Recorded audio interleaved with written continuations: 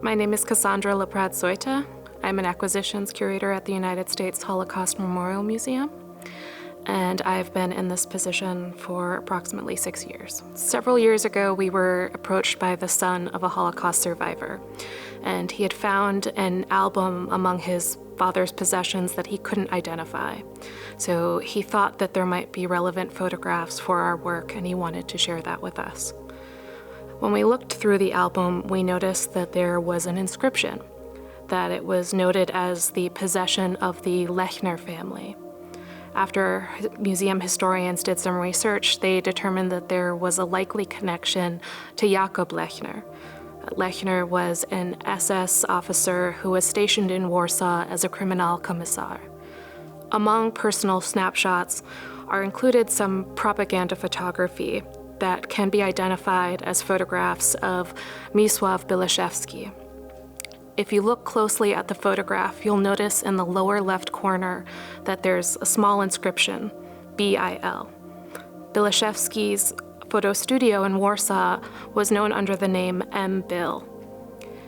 What's rather remarkable about Bilażewski is that he transitioned from a career in film, where he was both an actor and cinematographer, to photography. And his photography work is known in the 1930s. He was photographing theater scenes and actors. Once the Germans occupy Warsaw, he seems to transition to propaganda photography, which grants him a degree of access to the Warsaw ghetto. He would have been approved to sort of navigate the ghetto, to take ghetto photography. I selected this photograph because I think it's very self-conscious of the photographer to position himself in this way.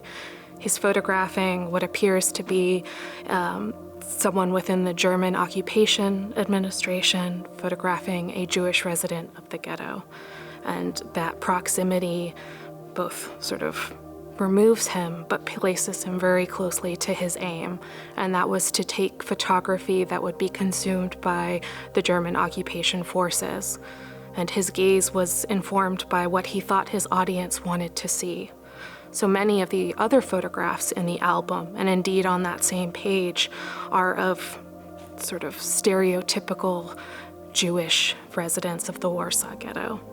And the page on which this photograph is included is noted in Lechner's handwriting as typical Jews. Many of the other individuals aren't photographed in profile as you see here.